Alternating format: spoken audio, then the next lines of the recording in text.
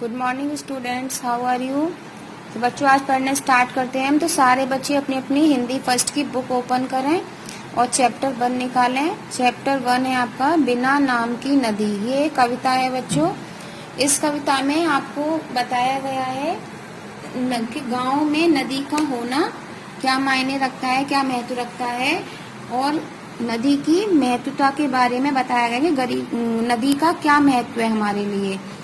तो इस कविता को हम पढ़ना स्टार्ट करते हैं बच्चों। इस कविता का नाम है बिना नाम की नदी।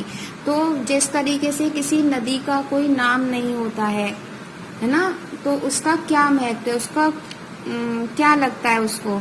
तो इसमें हम अब पोएम पढ़ना स्टार्ट करते हैं कि मेरे गांव को चीरती हुई पहले आदमी से बहुत पहले से चुपचाप बह रही है वह पतली सी नदी, जिसका कोई नाम नहीं तुमने कभी देखा है। कैसी लगती है बिना नाम के नदी, कीचड़ सिवार और जलकुंभियों से भरी वह इसी तरह बह रही है कई 100 सालों से एक नाम की तलाश में मेरे गांव की नदी।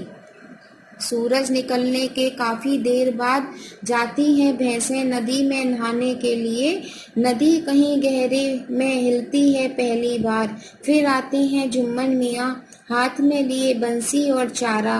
नदी में पहली बार एक चमक आती है जैसे नदी पहचान रही हो जुम्मन मियाँ को।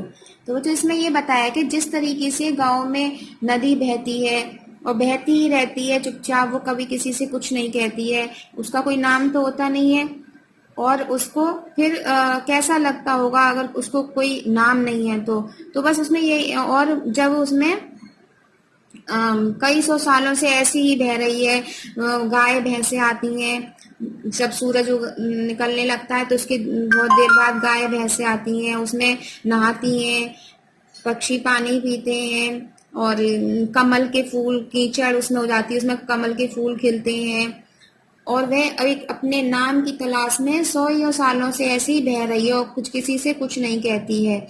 और फिर एक उसके पास जब कोई आके बैठता है तो वो उसको देख के उसके चेहरे पे चमक सी आ जाती है कि शायद कोई मुझको पहचान रहा है, यहाँ पर शायद कोई मेरा अपना है। तो इस कविता के माध्यम से हमको ये बताया गया है कि हमको भी अपनी एक पहचान बनानी चाहिए। जिस तरीके से नदी का कोई नाम नहीं होता है तो उसके अंदर पशु भी नहा जाते हैं, पक्षी भी बैठते हैं, कोई भी आके उसमें गंदगी कर जाता है, उसका कोई नाम नहीं है ना अपना। इसलिए तो उसके माध्यम से हमको ये बस यही बताया कि हमारा भी एक पहचान होनी चाहिए और हमको अपने कामों के द्वारा एक पहचान बनानी चाहिए अपनी। अगर हमारा कोई नाम नहीं है, हमारी कोई पहचान नहीं है, तो हमको कैसा लगेगा। यही आपको नदी के माध्यम से बताया गया है। तो बच्चों बस आपको अच्छे अच्छे काम करते रहना है और अपना एक पहचान बनानी है। यही इस कविता का प्रेरणा है। इस कविता से हमको यही प्रेरणा मिलती है। तो बच्चों आपको आज बस इतना ही पढ़ाएंगे, और आपको अब होमवर्क में क्या करना है, ये कविता अच्छे से रीड करनी है, और रीड करने के बाद आपको इस कविता को याद करना है। कम से कम 10 लाइन की कविता एक याद करनी है, और इसका राइटर नेम भी याद करना है आपको कि इसको किसने लिखा है। इसको इस कविता के पीछे इसके राइटर लिखे हुए हैं यहाँ पर, ये केदारनाथ सिंह, ये इसके कवि हैं जिन्होंने कविता को लिखा है। तो आपको 10 लाइन की कविता याद करनी है और पढ़नी भी है। तो बच्चों आज के लिए बस इतना ही।